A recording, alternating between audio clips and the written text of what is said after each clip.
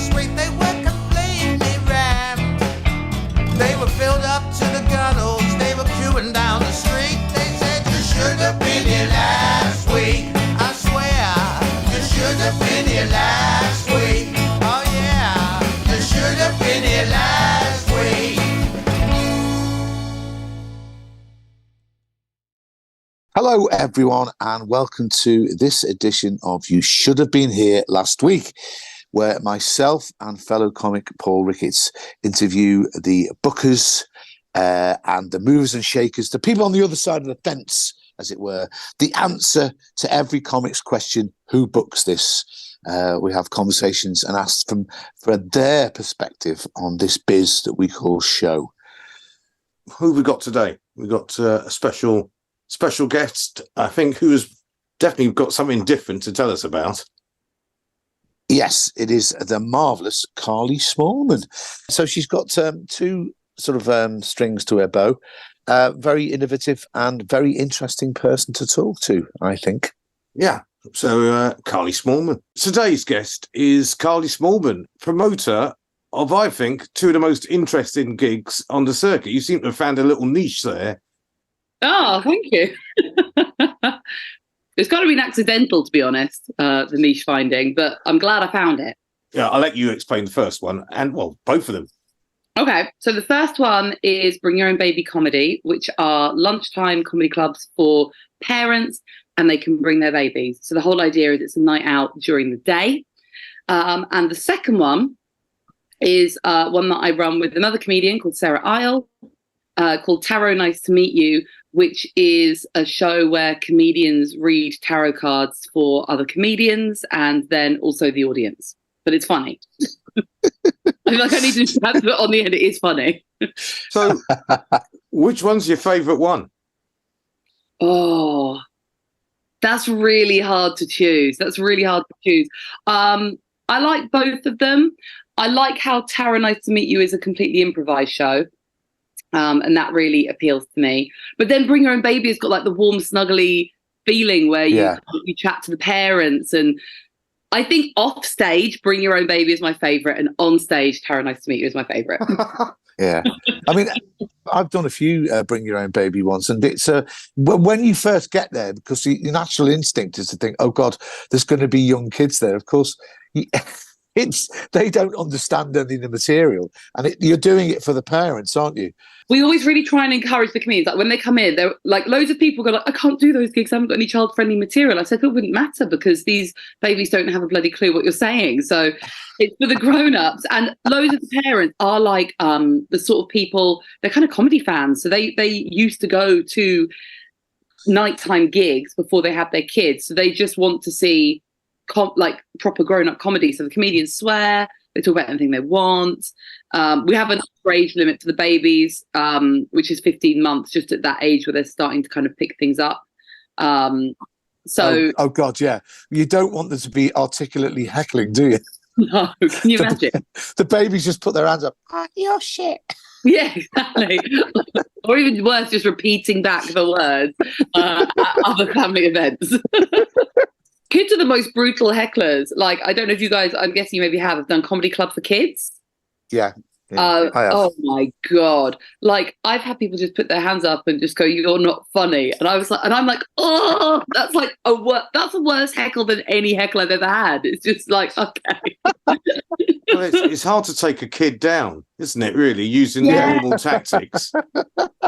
Absolutely. Yeah. It's all right if someone's like, you're shit, or like, you're fat, and you've got something like fun to say back, but you're not funny is just such a definitive statement of your lack of talent. So how did you get the idea for Bring Your Own Baby? Is it audience-led, or did you have the idea? Well, I used to run it with Elisa Kiria, who did the character Ariadne the Greek Wag, so you might know her. Yeah. So we used to run them together, and we came up with the idea because we went for a drink. She lives nearby to me, and she just had her daughter. And as we drank wine, we just started talking about this idea that we were kind of coming up with together. And then we're like, well, let's just put one on. So there was this, there's a pub near my house. It's got like a really small function room. We could only fit in about 30 parents. We put the tickets on sale and it sold out within a week. And we were just like, what the fuck? Like, because we didn't know if there was a demand for that sort of a thing or not. You know, we had no idea. We were just kind of winging it and making it up as we went along. So we did that one. Then we were like, oh, maybe we should like just approach other venues and see if they're interested. So we spoke to the Comedia down in Brighton and at the time up the creek in Greenwich. And when we put those on sale the next month, they all sold out really fast as well. And we just thought, oh my God, like this is a thing. This is a thing that people want and that people feel that they need. So gradually I've been kind of just trying to increase our areas where we can find parents. And the dream would be to be doing it all over the country. So there's any parent who wants to laugh can go and have a laugh and it's accessible to them. But not there yet, but I'm working on it. What do you think's been the most difficult thing about setting it up? I mean, it's been a joy mainly, but are there any difficulties involved in it? Look, the biggest problem with running comedy events, I'm sure you've had people say this on your podcast, is comedians. We are the pits. Like I am like a promoter's dreams as I started running gigs, always on time. Like unless there's an emergency, I would not cancel. Like, oh my God. I think the one spanner in the works at the comedy events is the comedy providers. What's the worst excuse you've had for missing a gig from a comedian? God. Do you know what? There's been loads of excuses. I'm trying to think of worst ones. Do you know what I'm noticing recently, which is actually worse than like a lame excuse, is they just don't give an excuse. They just say, I can't make it anymore. And this is sometimes before the gig, and you're like, can you give me a reason why you can't make it? Because also, as you guys know, I started off as just a comic. So I've been like, I always feel like, you know, I'm one of you guys. I know I'm not like in terms of that gig, but like you can tell me if, you know, some things come up. But I often think that the reason when they do that is just that they can't be asked to go. Yeah, it must be very hard. I was thinking about that as well. I mean, you know, things have changed on the circuit, but getting comics out of bed before about 11 or 12 o'clock in the morning is really, really difficult. You know, it's really hard. I didn't realise how lazy everyone else was. I've been getting up early for years. If you want to expand it over the country, how are you going to do it? You can't be everywhere at the same time. You got to sort of franchise it out, wouldn't you? Yeah, I'm not going to franchise it. I'm thinking the best way to do it is just to pay trusted people to help me run the events. And just book it all centrally, because also if you franchise it out, you might end up in a franchise with someone who doesn't watch a lot of comedy or go to a lot of live comedy, so they might not know how to book them. And I've always taken the approach with Bring Your Own Baby that the most important thing is the comedy itself, and everything else, the facilities for the babies and the mums, whilst it is essential to have at the shows, comes kind of secondary, because the most important thing is that they laugh, because that's what we're selling to them. I just have to ask you as well that I hope there is a bald-headed man sharing your place. Otherwise, Sorry, just because of the partner. No, I just thought it would be a little sneak thief that we've actually caught on camera, just escaping with your goods. Can you imagine? It's nearly Halloween as well. Oh, we've got proof. We got proof there is a ghost. There is an afterlife. Yeah, I've got a really hot ghost who's good in bed in my house. Oh, isn't that nice? No, we have to take your word for it. Let's be honest. Can I just ask, do you have to have a baby with you to go to the gigs? Is that sort of like a prerequisite? Do people come without babies? It's not mandatory. People have come without babies, but I imagine it would be quite a shit experience for them. We've had like NHS workers come after a night shift before. So we have had it before, but it's quite rare. And I feel like if you have a baby with you, you don't mind the noise so much. But if you don't, it'd be difficult. I don't even hear babies anymore. That's a superpower I've developed. I was on a flight with my boyfriend.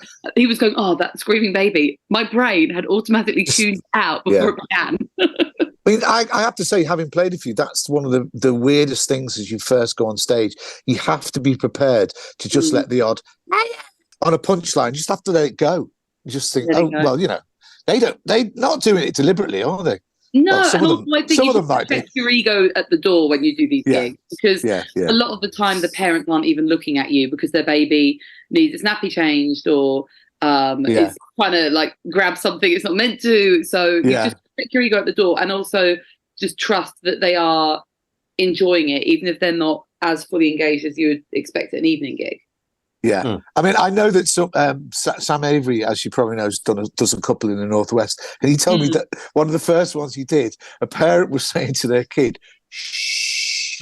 And he thought they were referring to him. Oh, really? He's like, oh, what have I said?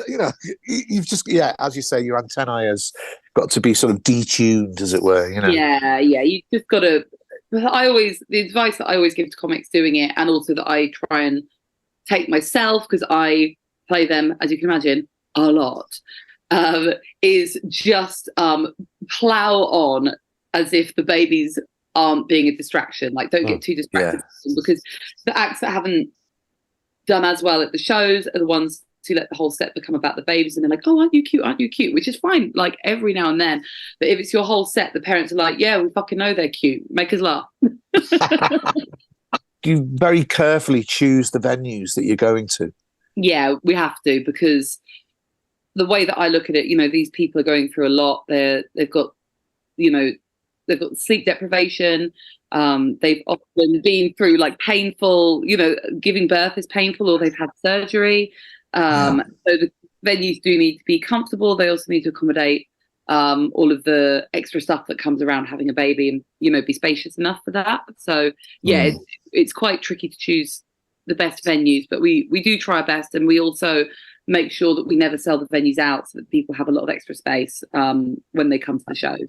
What, for prams and stuff? Yeah, so the prams, like we have buggy parks and things for those, but it's more like nappy bags, and there's a lot of luggage that comes when you're bringing your baby out with you. So we just make sure that everyone that comes to our shows has got loads of space. They can get up and move around. It's like a relaxed performance.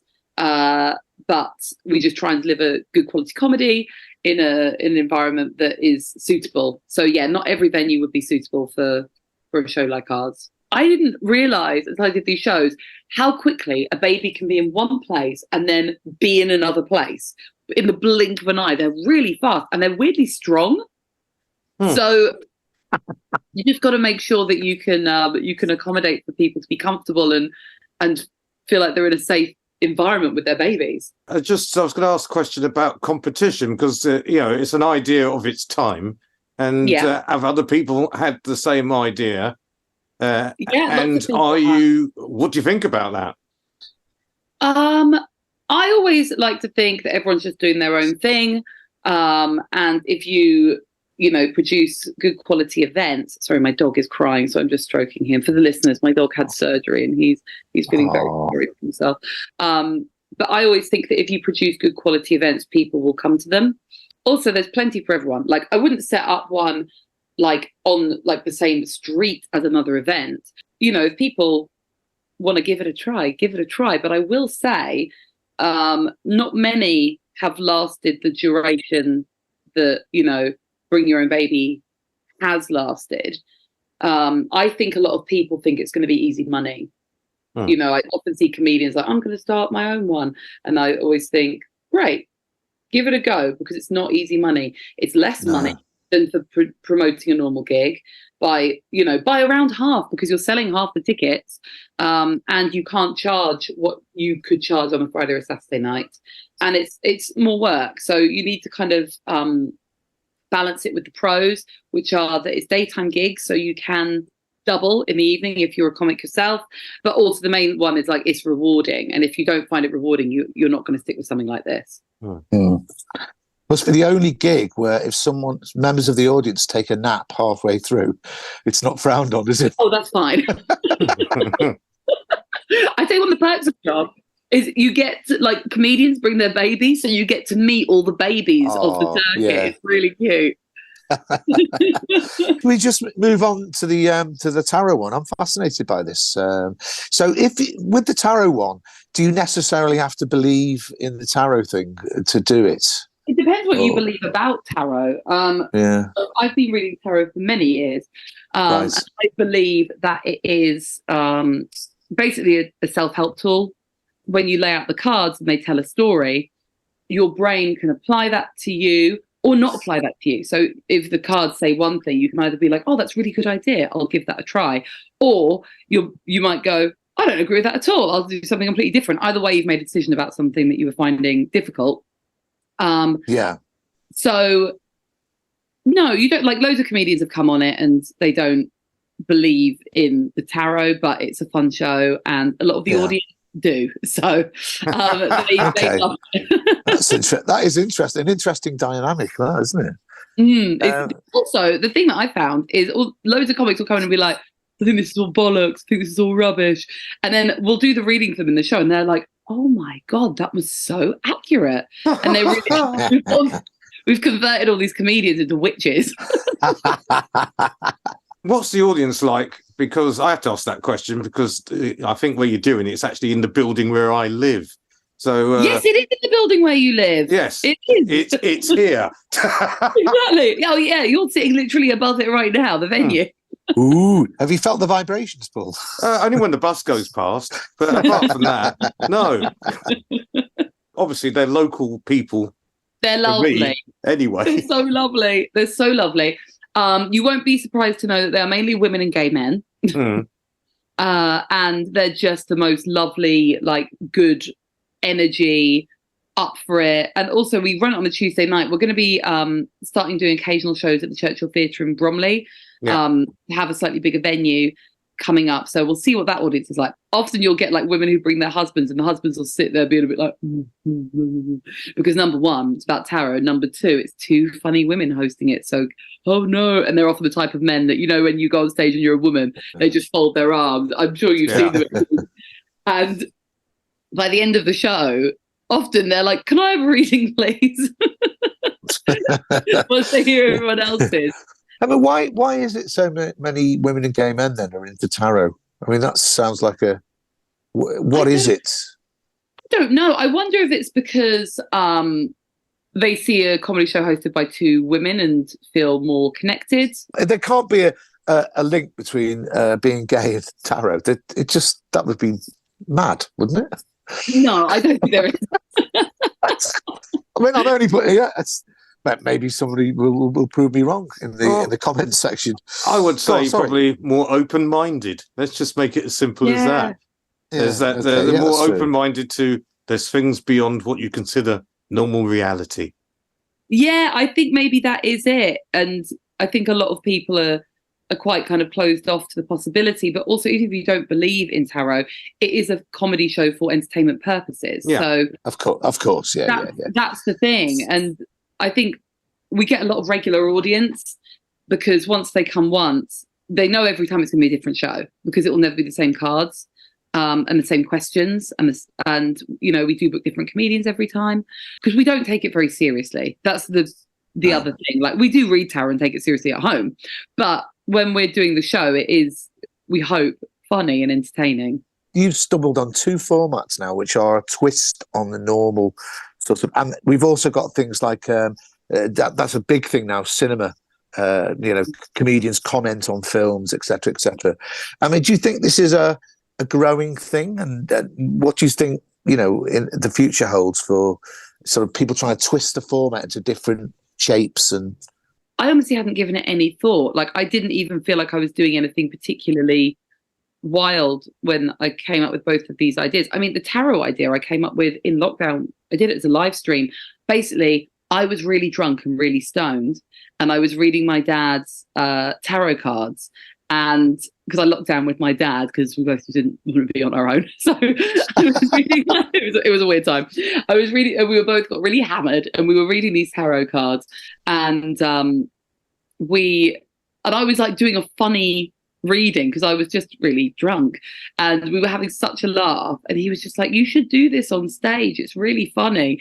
And I thought, I think I'm gonna need like a co-host, because one person just reading tarot cards with no one else to bounce it off is you know, not as fun. So I asked Sarah to do it with me, and so I just kind of stumbled on it look, I think it's quite hard nowadays to make really good money just as a club comic. I think that's part of it, because a lot of people, with a few exceptions, the money ain't going up at gigs. Yeah. No, we hadn't noticed that at all. in fact, that's all we ever talk about on this podcast. Oh, really? It gets mentioned every single time. Yeah. I need to listen to it hasn't. I'm sorry I haven't so far. No. But it's. I mean, obviously, it's a thing that annoys and angers most comics, that the money's still, you know. What gets me is promoters mention it on this podcast, and they're the ones that set the rates of money. It's just sort of, how can they go, isn't it terrible, boys? The money's not going up. Yeah, funny. Here's also the thing, though. In my experience, because I work on different models, so I will either work on like a split with the venue, or I will work on a lot of the time the venue will pay a fee. Every venue that I'm working with is negotiating to put their fees down. So in that case, like, I can't put the fees down for the comedians because I am a comedian. And I'm like, oh my God, if I'm going to lower the fees, fuck me, I will be the point of gossip on the circuit. And also, it's not fair. It's not fair to expect someone to get paid less for the same that they did, 2 months ago. So I think a lot of it does come down to the venues, and also I don't know about other gigs. I mean, other gigs I feel are a bit different, because for like an adult evening gig, you could put the ticket price up by £1. With Bring Your Own Baby, the minute it hits over a certain amount of money, one will come, because maternity pay, government maternity pay, is frankly appalling. Like, it's absolutely appalling. People are living on not very much money at all, and I know a lot of offices do offer better maternity pay, but even then it's not, great. The corporate maternity pay is quite shit, really. I say maternity, sorry, parental leave, because a lot of dads do take it as well now, which is something that I've noticed at shows, which is amazing. But it's really difficult to put the fees up. Women's safety on the comedy circuit, because there's been a lot said about that recently after the Russell Brand's stuff. And it seems to be like people want to see change happening, but how do we do this? How do we bring in change? Yeah, look, none of this has come as a surprise to me or any female comedian, because we've all been saying it about not just Russell, but other members of the circuit for years. And the trouble is, as a woman, there is still sexism on the circuit. You must be polite and friendly when you get to the gigs, like overly so, because I know the tide is turning now, but really, if they can get away with not having a woman, a lot of promoters would, and you still see it in certain lineups, women are very underrepresented. So the way that I'm personally combating it is anyone who I know who is problematic in that way, I'm blanking them now at gigs. I'm just blanking them. Like, I'm not saying hello. And I'm letting people know. That's also the other thing, because it's all quite kind of hush hush on our WhatsApp groups. But now I am telling my male comics, and I think a lot of it needs to come from the men. And I know a lot of men on the circuit are very good allies to us, but it's actually kind of not even the majority, it's the minority. And we just need the support of the whole circuit rather than just the girls saying this. We need everyone to get on board. And, it is a problem.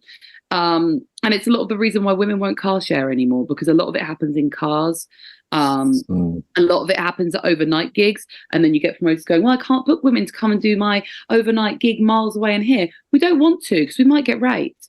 Like, I know that sounds really dramatic, but it's honestly happening. And we're thinking, for 200 quid, no, sorry, we're not putting ourselves at risk. So I think it needs to come from the promoters, and I think we need support from the male comedians on how they can help. And also, if the male comedians know of anyone, tell us. And a few comedians have started doing that, like Arthur Smith has warned me of a couple of people, and I really appreciate that, because these were people that I trusted, and now I will just not in a horrible way, because obviously I haven't experienced it personally. I just won't put myself in a position where I may be at risk around those people. So, we do appreciate it. We do appreciate when male comics have our backs.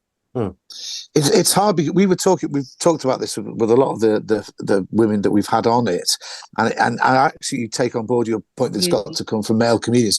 But the problem is that a lot of it happens out of our sight, as it were. You know, we don't see it happening because I think it was Maureen Younger last week said a lot of these people are very devious, and they make sure that they don't do it in front of a lot of people. So the thing is to call it out when you actually see it happening. Yeah. And also call out the kind of like those kind of more microaggressions as well. Just I cannot imagine what it would be like to be in a green room. Like, it's hardly ever happened where one male comic has said something completely inappropriate and everyone kind of just goes into themselves because it's so inappropriate. You don't know what to say. But especially as a woman, you feel vulnerable because physically you are, you know, if anything did kick off, you're more vulnerable than the men in the room. And it does feel good when male comics just, you know, call it out and just say that's out of order. You shouldn't saying shit like that. So I think it's just a matter of everyone looking out for each other, all the good eggs, and trying to help each other in the moment rather than, you know, I'm so sorry, that was so awkward. I wanted to say something, but I just didn't know what to say, you know, just, you know, taking the risk. And everyone's frightened of being unprofessional because there's so much competition for work.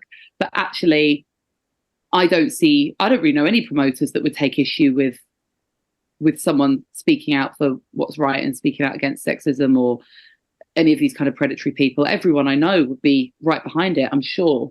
Because you mentioned promoters. Yeah. And is there the possibility, if there was an organisation that represented comedians in any worthwhile way, that they could be, this is an opportunity for perhaps some sort of form of rules in green rooms and in terms of car shares, in fact, all the issues you just raised, to come up with a sort of framework? I know it's been mentioned in the past. Yeah, I just don't think anyone's enforcing it is the problem. That's, you know, like it's been mentioned so many times that there should be a standard of, yeah, obviously there should be, obviously, but there are so many, there's so many just cowboys on the circuit. Like there's no legal way to enforce any rules. All the nice people who care about their jobs and care about the comedians, of course, could potentially get on board with it, but it's just, I have no idea how they'd enforce it. It's something I've wanted for a long time. And even if there was a standard by which to, you know, run things, I just don't know if you know, other comedians might throw spanners in the works, you know, and, you know, promoters who are new promoters who don't know the etiquette. I don't know how they do it. It'd be great if it was a safer, better place to work, for sure. You know, in other workplaces, these things are codified and everybody knows the rules. But with comedians, it's, as you say, it's very hard to enforce. All we have is name and shame. Yes, which I don't think is the best thing. I mean, I'm going to point the finger at equity here. As someone who's supposed to be representing comics, they should be involved. But they're not here to answer. So I'll just point the finger. Have a point. And tell them they should pull their finger out and stop me from pointing at them. We've reached the end. So I'm going to thank you, Carly, for a great interview. Oh, and, nice to speak to you both. You're lovely. I love you guys. And I look enviously at the guitars behind you. And I was not going to mention that, actually. Great talking to you. Yeah, thanks very much. See you later. See you later. Bye. Bye. Well, that was the irrepressible and fantastic Carly Smallman talking about the Bring Your Own Baby and the tarot reading gigs. So what's our comedy lexicon phrase of the day? I think it's going to be, in fact, I know it's going to be, the gig details, or gig deets, as it's shortened to, when you get the email from the promoter telling you where this thing's actually happening. If you do get it. There's two types of promoter. One super efficient, so it comes a week beforehand, and then the other one where it's all sort of like, hey man, it's like, oh wow, you know, the gig's somewhere in Somerset. Yeah, just follow the ley lines. That kind of thing, where you're almost on the phone to, where is this gig? Where is it? God, that happened to me quite recently, that I did a gig in a northern city, and I rang the promoter up the day before because I hadn't heard anything. And I just said, well, is this gig on? And then he or she or they, in fact, wrote me a very sort of brusque email back saying, what makes you think the gig's not on? Why would I do that? That's like yes, if you do, and it's happened to me exactly the same thing.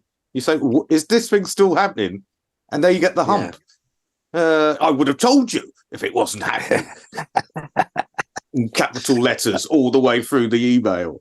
But I think it's quite comforting to get the gig details. Postcodes are kind of essential now, aren't they? To know where you go. Yeah, and also can lead to trouble. I mean, obviously, there's famous examples of people going to Newcastle upon Tyne when the gig was in Newcastle under Lyme. And so postcodes have stopped that. But then there's another issue that happens with postcodes. This is Pete Graham from downstairs, the King's Head, told me this. He had an act, phoned him up with about 5 minutes to go for him to be on stage. And he goes, well, I followed the email and I can't seem to find the venue. So Pete Graham goes, well, just where are you? He goes, well, I'm in some sort of suburban street. And he goes, well, describe what's around you. Oh, goes, there's a big Merc estate I'm stood in front of. And he went, oh, okay. Could you just give me the actual license plate? And the bloke gave him the license plate and goes, that's my car. He's actually outside the venue. No, he's outside his home where his car was parked. Oh. Because what he's done God. Is he looked at the very bottom of the email where Pete used to put his home address of the business, and he's gone to his home address, not the gig. I'll bet he didn't make the gig, did he? No, he didn't make the gig. Make the gig. That once happened to me in a place called Woodbridge, and it was one of those ones where the guy that was the designated driver used to work in the city, and I can't for the life of him, I would say his name. And he said, "Oh, we don't need to leave till after." Well, basically, what he meant was, "Don't need to leave until after I finished my job." So about 5:30, 6 o'clock, we met him somewhere like Bishopsgate. Yeah. Oh, we were terribly late to get out because that's on the outskirts of Ipswich. Yeah, A12. Yeah, and so but the thing was, there were two pubs in the same area called the Richard I pub. We went to the first one, and it was that classic. We're already late. We're pouring through the doors, going, "Okay, what's up? I'm sorry we're late." And then the bloke just looking at us blank again. Yeah, I don't know what you took. He said, "You want the other Richard I?" And I went, "What?" And he goes, "Yeah, it's about 4 miles down there." It's like, down these windy country roads. And then we got there, and this actually happened. And the promoter, it smelt warm, like there'd been people there. And the guy just goes, "No, you didn't turn up at 9 o'clock, so we sent everyone home." So we ended up going for a curry in Woodbridge. We got back home about 10:30.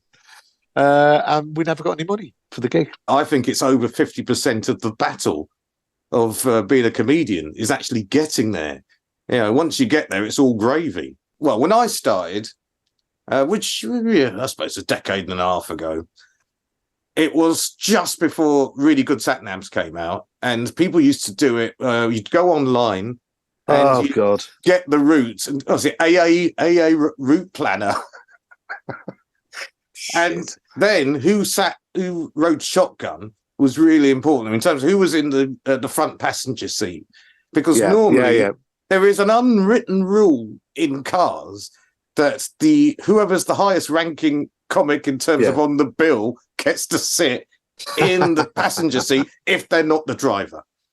The headliner could be on with 3 other 6'7" comics. Yeah, in the car.